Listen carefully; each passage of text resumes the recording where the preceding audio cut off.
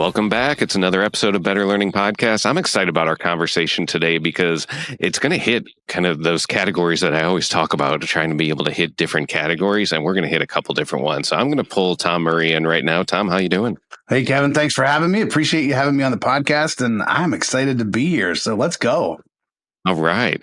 So you're going to bring the energy, which is what I loved about everything that I've been researching and watching your videos. Give a little bit. Well, you know what? I'm not even going to go there. I want to hear what was school like for you when you were a student, and then I think that's going to help resonate with the audience to see why we brought you on.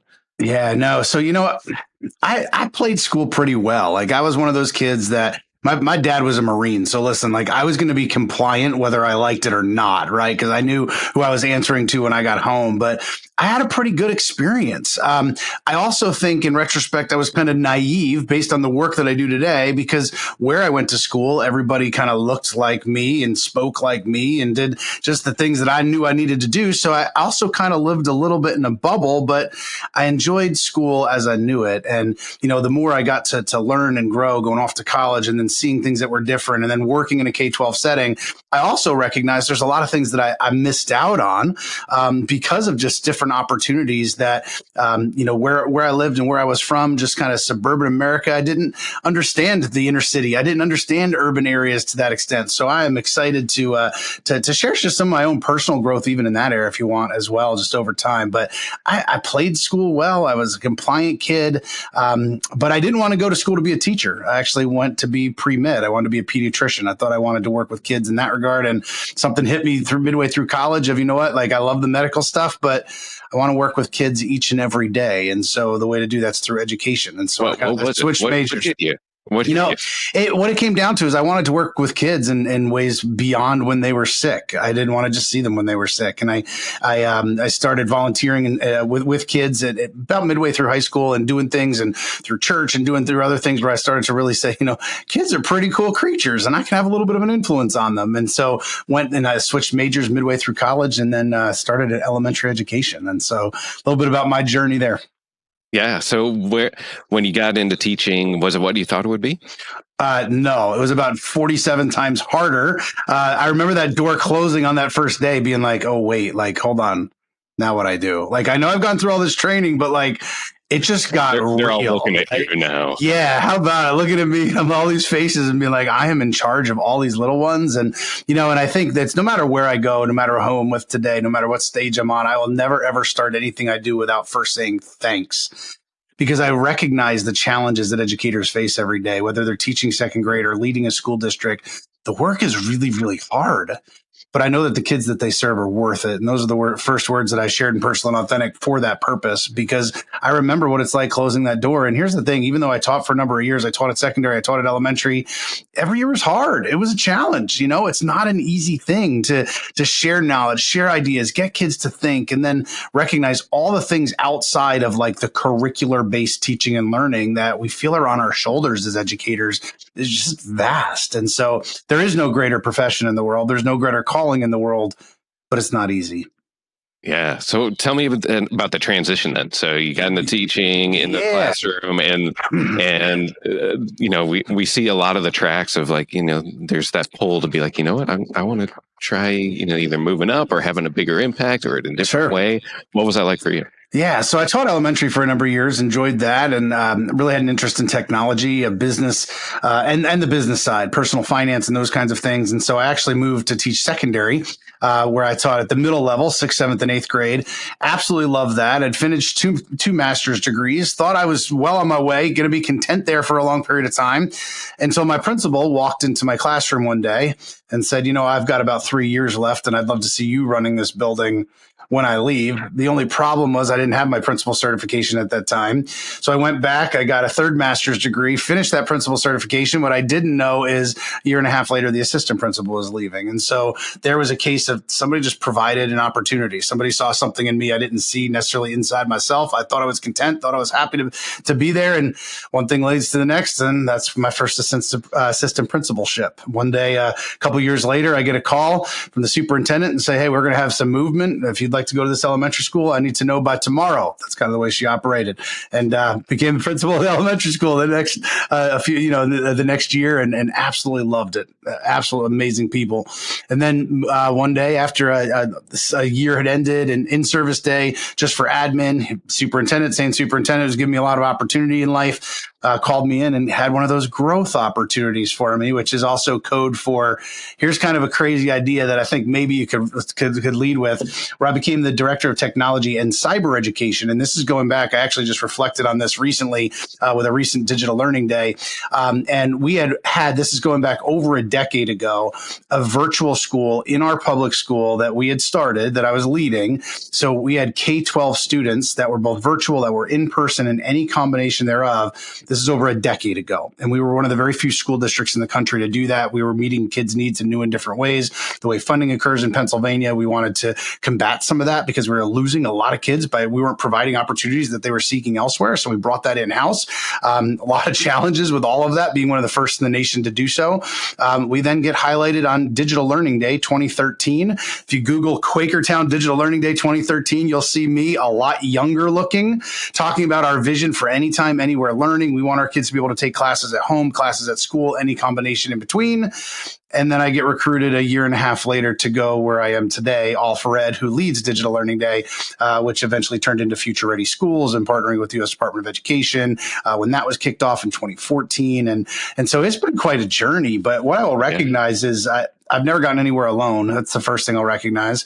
Second thing is the people that have invested in me and seen things in me throughout, that have given me opportunities, helps to motivate me to try and open doors for other people as well. And so the work, everywhere I go, there's amazing people working ridiculously hard for kids. And so whether I'm standing in front of a stage of 7,000 or 8,000 people, or working side by side with some support staff members, it's a privilege and an honor to do so.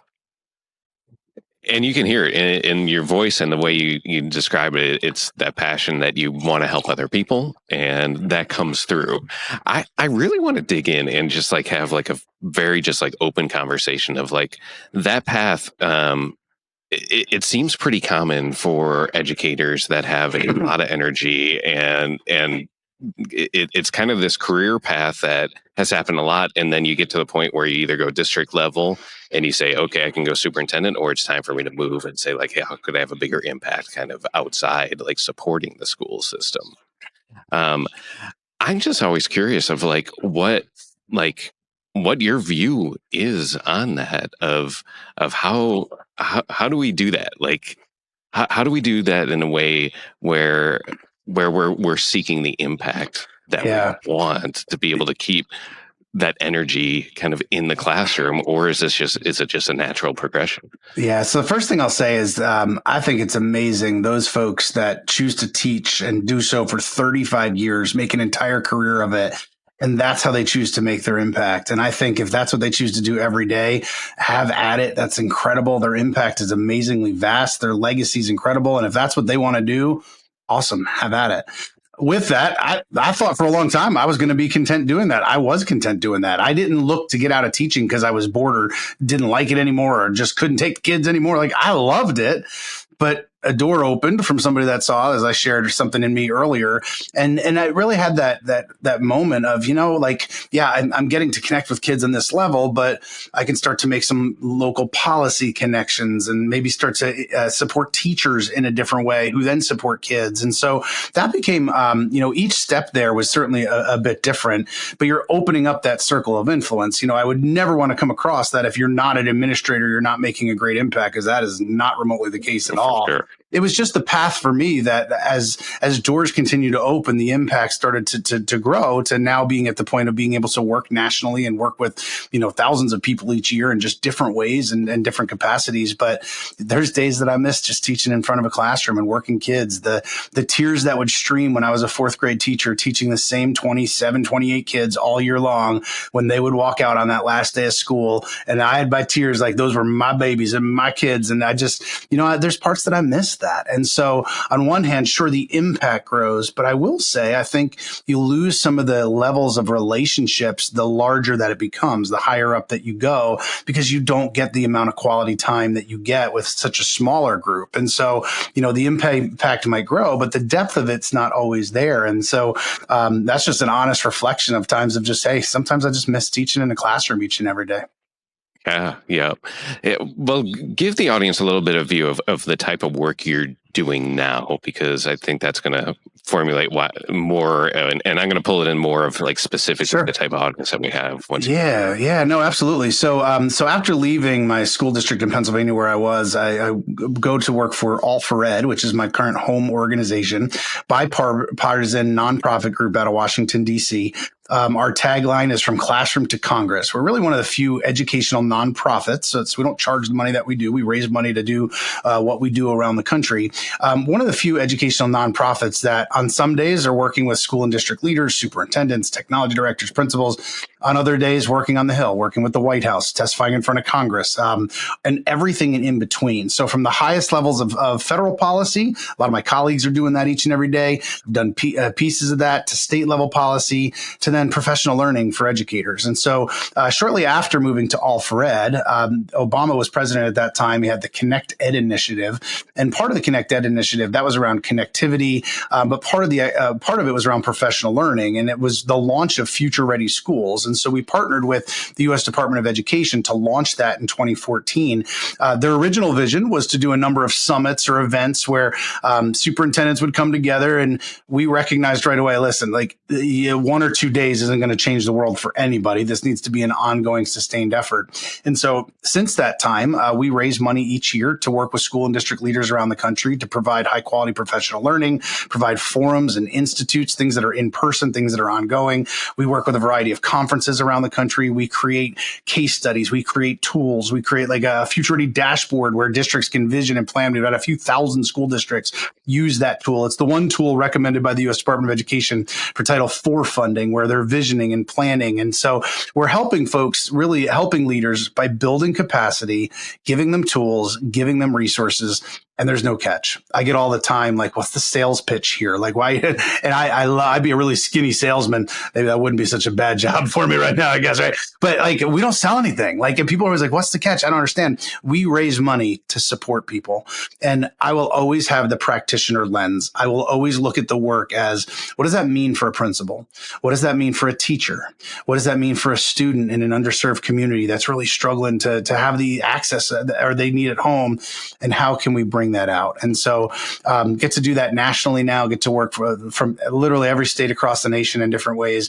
And no matter where I go, there's incredibly talented and brilliant people working hard for kids.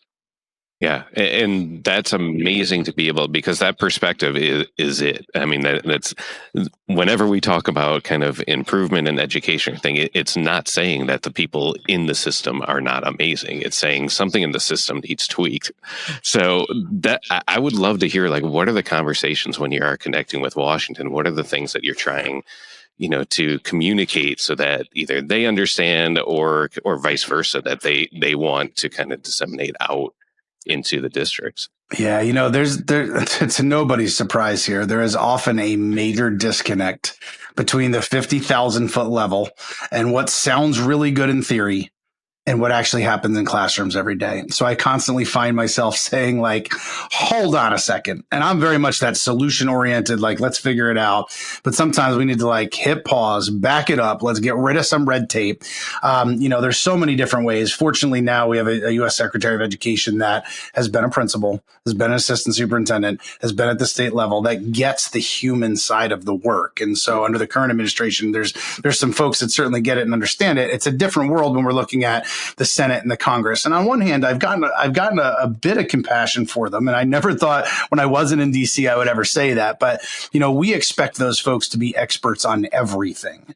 We expect our senators and our congressmen to know education, to know, the war happening in Ukraine, to understand healthcare and needs there, to, like every facet of society. And to be real, like they're human. I mean, on one hand, that's why they have staff, right? And they'll have an educational staffer and we'll often work with them. But, it's helping to support from policy to practice. And so our goal is to always really, how do we refine to support, especially those traditionally marginalized groups of students, recognizing the vast inequities that we've had in our nation for so long, structural issues in those pieces, and really trying to break down some of those barriers to support. A lot of things happen around funding. When COVID hit, really looking at access and opportunities for students, connectivity at home. Sometimes we'll be working with the FCC to try and advocate for additional funding for districts to be able to support that. And so our role is really often advocating internally, supporting policy. I have a lot of colleagues that do that kind of work.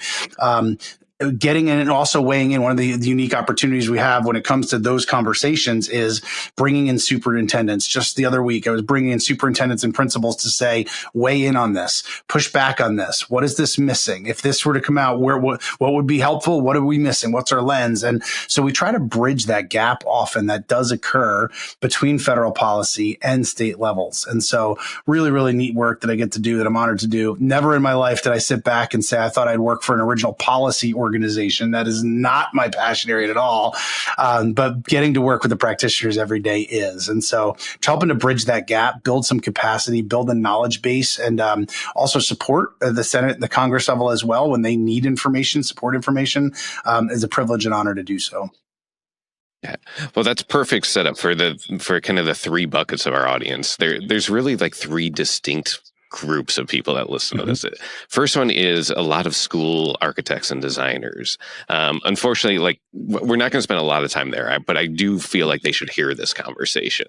So I'm going to spend the rest of the time here on these other two. One is affiliation with our Education Leaders Organization. This is basically the confidential peer network for school leaders, primarily for school superintendents, because that's the role that's been turning over at a high level. I mean, it's like 2.9 years, the average turnover. And if that top role just continues to turn over at that level, it's really hard to implement.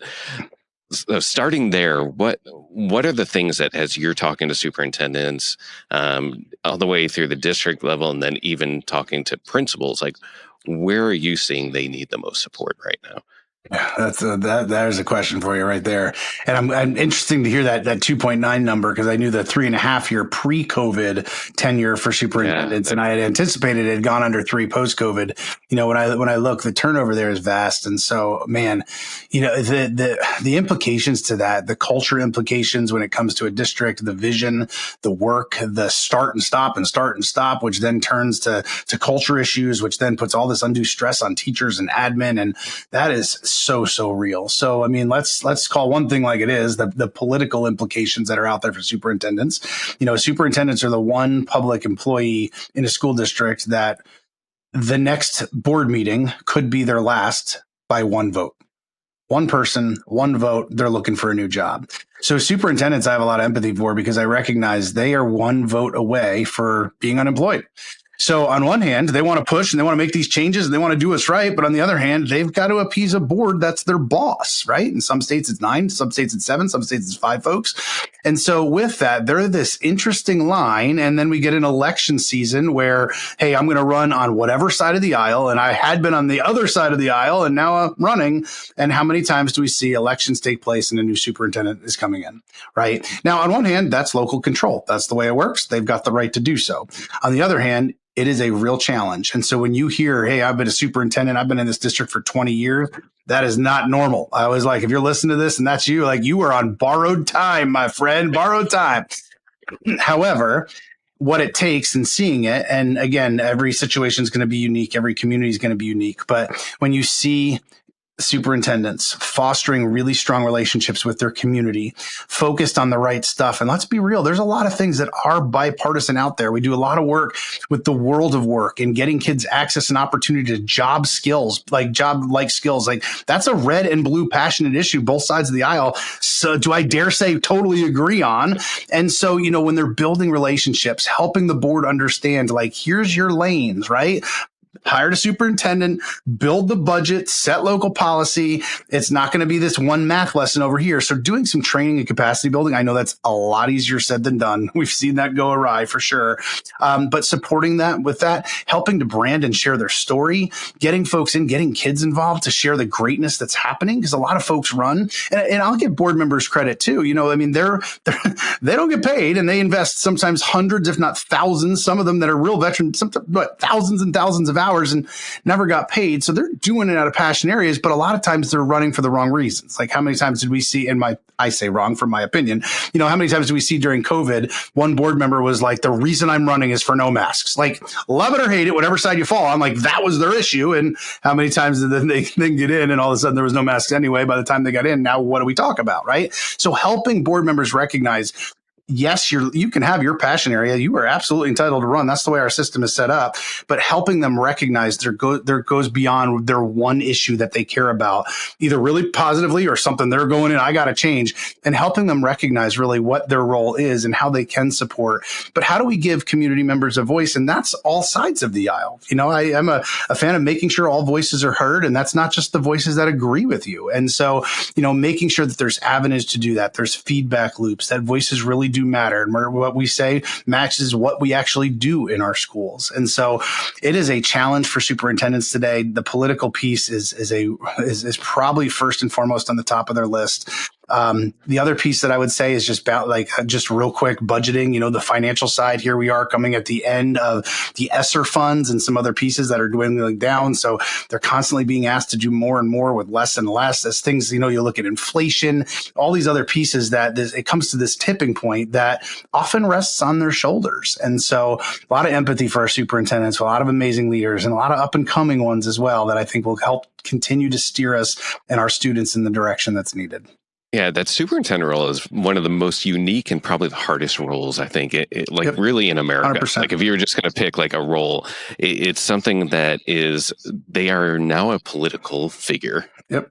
Even though their entire career was not around that, and most of the time had no desire to go that direct. Yeah, and you look at what percent of our schools are even rural or small, and many times, lots of you might think of, superintendent, they have an assistant soup or multiple assistant soups, and then they got all these layers of admin. I mean, in some places they do. In some places, they're also driving the bus to the boys' basketball game because Ricky was out sick that day to drive it there, and that superintendent's put on that hat and doing it, right? And in some of our rural districts, they are trying to be all things to all people all the time. And it is a challenge. It is. Yeah. And those are things that structurally I look at, because you're right. I mean, it went into this point of like, and I heard someone talking about this. It's like, we all love to be offended right now. Yeah. And no matter what, like everyone's offended. And to your point of like, you can talk about, like be offended that you wear a mask, or offended that you didn't wear a mask, or offended that you got vaccinated, or, that you didn't get vaccinated. And it's really hard to get to that point. So before I move into that third category, because this is really what it's talking about, it's, I do want to just remind the audience of like, how much that superintendent role, how hard it is, and how much they need support. We really all should have a vested interest in trying to support those roles so that they can stay longer and get better at those jobs and develop a pipeline of leadership. It's so important that we don't just keep chasing that off. But unfortunately, like the structure of it is around a political side of it, because you have that, but then you also have the reality of like, they are also like the top person, the boss of an entire school district, and a huge, in a lot of cases, it's one of the biggest budgets in the area. So they're essentially running one of the biggest organizations, no matter where they are in the country. Yeah, for sure. So to me, that's like one of the biggest things that we can get into and resolve. And if anyone who's listening to this and is in that role, I would highly encourage them to go look at ed-leaders.org and make sure that everyone has some support system, because it's a lonely position and they really need it. All right, that's my 2 cents there. All right, now we're going to move into this other category that I really am curious about. And to me, this is how do we make sure that the general public actually understands what's going on in education. To me, this is one of the biggest opportunities that I get excited about. Is everyone has gone through school, so they all have a perception of what school is to them. But you and I know, we've been involved with schools long enough that it is very different now than the way it was. Most people went through that. What Talk to me a little bit of like what do you think the perception is out of there? Like, what would you want people to know if they could actually see what's going on?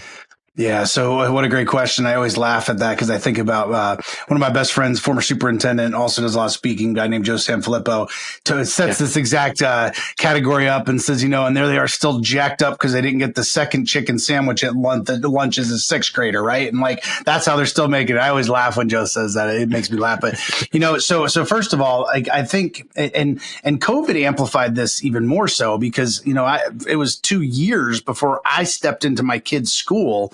And there they were going every day. And at the end of the day, if I didn't know what they were doing, like, I don't know, I'm making up what they're doing. I'm thinking what it was like for me. And so a number of pieces here. The first thing that I would have to say is educators are traditionally really humble people, and don't ever change that. But with humility often comes we often won't look at a situation and be like, oh, this is amazing. This is incredible, because you've been doing it for a long time and you're just kind of like, this is the way we do it. So we often don't share our story well. And so the first thing I would say is share your story. Be so darn proud. And I'm not talking pride or ego. And I'm not talking like, look at me. I'm talking about look at them. Right? Share the awesomeness that is happening, because if we're not sharing that story, who is? Like, how can we fault other people out there for not knowing if we're not sharing? And so the first thing is be loud, be obnoxiously loud about the awesomeness that's happening in your school every day. The second piece is, I would say, make sure to keep it real, right? There's going to be times and places where things don't work, but just keep it real. So make sure that the story actually matches what we're saying, so that we don't have people saying like, hey, I go to that school. That's not really what happens, because that'll undermine that really, really quickly and become a huge culture killer.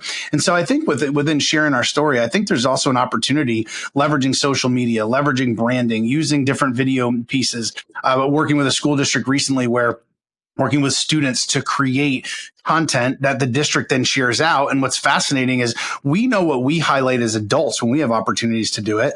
When you put the technology in the hands of kids and how they're viewing what they want to share out from their school day, it's often very, very different types of content.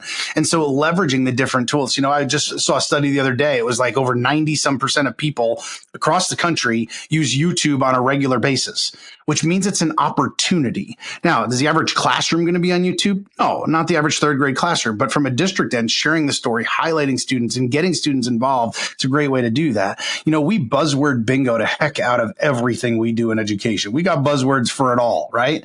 So internally, there's reasons we do that. Externally, sometimes mom has no idea what we're talking about. And I'm not knocking an individual community or parent by any means. If I were to go to a medical conference today, they just buzzworded everything they do, I would have no idea what they're talking about. There we are sitting at conferences and we're like, mom, under the new ESSA, the one that replaced NCLB, because for, tier 2 for this RTI, like, and they're just way over their shoulders. And then sometimes we lose them like that. Right. And so just be relevant for the audience you're talking to. If you're bringing in grandparents, keep that in mind, right? Like if you're bringing in folks, and also recognizing, some of the greatness that I'm seeing across the country, especially in high schools that I'm loving, is around pathways and workforce. And I think that's an area that communities can really get around. And all of a sudden now, when we're partnering with our electricians and we're partnering with our local HVAC companies and we've got these folks that, they went to school maybe 20, 25 years ago, but now we're making sure that what we're doing for kids is relevant. Right? There's an important piece to it. But then also connection and showing these work to school connections, which is showing kids this is why this matters. If you're interested in being a medical field, we're partnering with our local hospital. We're partnering with these doctors' offices to give you opportunities, which then also gets our businesses and our community more involved in our school. And so when I get to see all across the country, places partnering with places of worship and hospitals and those kinds of things, there's this cross connection of sharing the story out there, which also really, really helps. I would also just ask, when do parents get the opportunity to come in and see? And what we traditionally have is, every kindergarten parents, I shouldn't say every, but, a huge amount of kindergarten parents, they're in there all the time. They're always, and then how many times does the high school junior parents have the opportunity to come in? Because if all I'm doing is locked outside, looking in from the outside, what other information do I have to go on?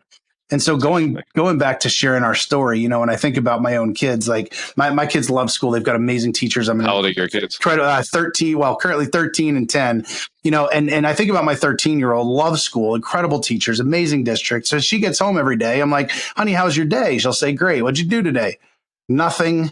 Like, and she's a great kid that loves school, right? And so I think about sometimes where some of her teachers use an app, and I remember one of our parent back to school nights, the teacher, I thought it was brilliant, said, "Moms, dads, listen, I'm not going to be able to every day share everything we're doing all the time. There's way too much going on." And I totally respect that. I get that. But what she said is, what I'm going to try and do a couple days a week is I'm just going to throw a couple pictures from class in, so that when you're sitting at the dinner table, you can pull it up and be like, what were you doing here? What was this science experiment? So all of a sudden, Paisley would come home. Honey, how was your day? It was great. What'd you do? Nothing. I'm pulling out a picture from science and be like, what were you building here? And all of a sudden, she can't stop talking. Now, from a teacher end, yeah, it took a few extra moments. Did she have to make originally that the privacy was correct and things were all right? Yeah, she had to do some of those pieces. But now it creates a connection between home and school that I can actually see into the classroom. Because again, COVID maximized the amount of time we couldn't be in there. And the less questions that I have to ask, the less doubt that I'm going to have. Now what happens, no matter where I am in the country, flying somewhere, when I get to see pictures of my own kids' classrooms, that also builds trust. And so I think part of this conversation I'll wrap up with is how do we build trust with our community so that they can recognize the greatness that's happening each and every day, that they don't question the things that we're doing. And I don't mean that in a sort of negative. Of course, they have the opportunity to question. If they have great questions, they should be asking, because if their community's funding it, there's a right to question it. But to share our story so that they understand that things really have changed a lot in the last number of years, but great people are still doing great things and great teachers are still doing great things each and every day. Yeah, you're hitting it right on. It's that lack of trust that I think happened, like really hurt right after COVID. But I feel like things are calming down a little bit, and the opportunity is there to do that with just more communication and being able to do that and pull in the communities and be able to really share the types of things you're doing. It's amazing. And it's not that amazing when you look at the whole world, but it's amazing how much needs to happen within schools, like that communications, whether, a district has a communications department or anything like that, but it's so important. And I as a parent, I can tell you that's exactly true. Like you got the lingo that happens within the schools just doesn't get translated out to the parents.